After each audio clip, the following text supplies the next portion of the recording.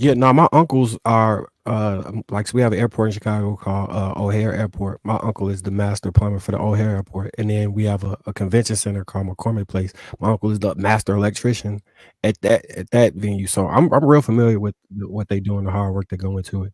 I was just saying they didn't necessarily they went to college for something else. They had to restart schooling to learn a trade within that But specific. I'm The wondering college if stuff those didn't transfer. trades are not who what are these certifications coming from then? I Who's over these certifications?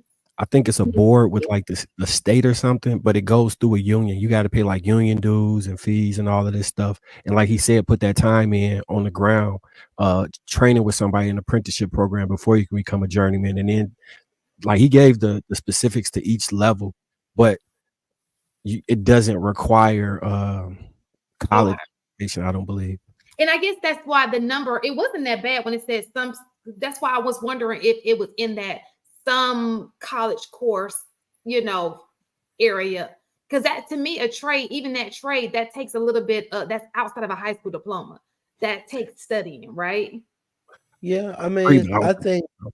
sometimes there is higher education or continued education, or post-secondary education. You can say it probably fits in that realm, but like, listen, uh, I would never say any of these trades is easy. I mean, I've been working Well, I'm not in, saying you. I just wanted to for people because they throw it, yeah, and it's not but the you. reason It's the why they make it internet that seem like does it's that. easy is because these dudes that are skilled come in and do it in 20 minutes, and they'd be like, oh, well, that was easy, right? You don't know about the knowledge, the tools, the skills. Like, you don't know how long it took for that person to go through the Mhm. process of learning that stuff so that it take 20 minutes versus you fiddling around under the sink trying to change the freaking faucet. You know what I'm saying? Like, it's going to be a longer process, especially when you make rookie mistakes and flood out the first floor. Like, bro, I'm telling you, one thing one trade I can't stand personally, me doing it, is plumbing. I can do Well, plumbing, I but I want to don't want make no sure. parts of it. I think that would never mind. That's just going in a loophole. But anyway, so why do you think so I guess it goes with the subject, right? Because what I find is a lot of people who I thought were electricians were not electricians. They were help to the electrician. Helpers, yeah, They they're weren't the helpers. so it seems like the master electrician is the who you Yeah, so call when something really went wrong. if you're a master electrician, those are the people that you could become like a contractors, and you can actually like make real money.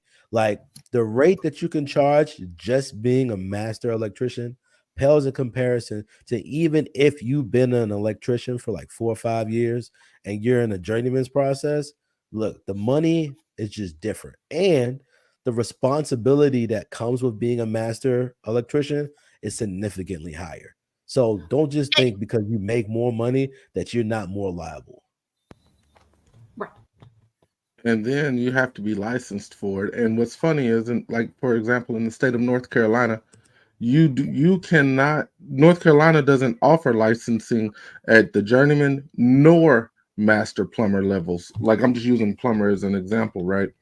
They use a universal licensing system, so they have different classes where you can work plumbing, like license classing, where you can work on, let's say, residential, commercial, or industrial piping, or piping is only for residential single family, or so it's man, So we this is not a field I would want to get into because it's all kind of up to the state. Right. So I'm not trying to what I'm all I'm saying is because we're not trying to get into the whole what I'm saying is here we are being comfortable, right? If you want to be an electrician, make sure you're the master electrician. If you want to be a plumber, let's make sure we're the master plumber. Okay. Um, that's what I'm saying. Like stop going for the mediocre, like, oh no, be the master electrician because the master electrician is bringing home the dough. Be the master plumber because the master plumber is the one bringing home the dough. Okay. Why be anything else? And that goes for anything that you're doing. Why can't we stop trying to be bare minimum and actually go for the the real deal, so to speak? because it's hard. Most people don't do the top Mm. level thing because it requires a dedication and a time that most people aren't dedicated to. And also, the real interesting thing that I found out through being in this field that we're talking about, back in the day, in like the 90s and in the 80s, a lot of these certifications, as far as residential and building and commercial, they literally were like fitted together. Now, what they've done is they've split it. So now you got to pick and choose, or you got to go through each individual side in order for you to be able to do it. Like there's a residential side, there's a building side, there's a commercial side, and then there's a different grade of contracting, A, B, and C. So it's just like this is how you continue to widen the gap because when all these other people got their certifications years ago, they didn't have to go through all of these rules and they could stretch their A classification over multiple different forms over because everything was blended together. But now, as they continue to grow, they separate it, and then not only you could be skilled in this realm, right? But you need somebody else to co-sign. So if other Mm. people aren't at that level to co-sign for you, you can't even take the test. So, and that's another way that things keep. So it's not that black people or just even people in general want to be behind. They just understand and they start learning late in the game that like it's a buddy club. It's a buddy system. If you ain't got no buddy, you ain't about to be nobody. It's crazy you said that because I just read it. I was like, wow. So you have to know somebody to sign off in order for you to get certain licensing. It's like I don't know a lot about the trades, but as I was reading through some of this stuff, HD, you from what I read and what you're saying, you're spot on, sir. Like that is hard, and they make it harder every year. But that's oh, go ahead, Inaz. I'm sorry. Go ahead. Thanks, mistaken. So I think this goes like across all professions, right? The hierarchy of certain positions. And I think this is where our community kind of gets into hot water a little bit, is that there isn't a lot of people who make it to those higher levels. And so there isn't a whole lot of guidance on how to get there to start off with.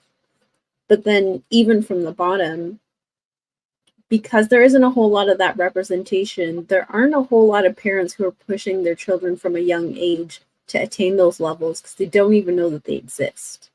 Whereas with other communities, because there is representation, they know, you want to be the lead surgeon, you want to be the chief of the hospital, you don't just want to be a doctor.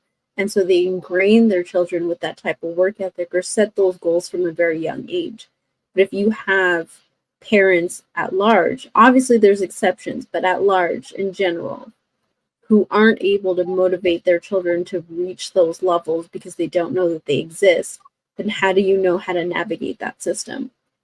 The other side to that is that for having an honest and constructive conversation, there are a lot of people who attain those levels who have crabs in a barrel type of mentality where there can only be one of us and the rest of you are going to drag me down.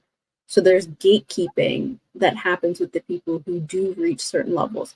Obviously not everybody, but in general, there are those people who feel like only one of us can attain those levels.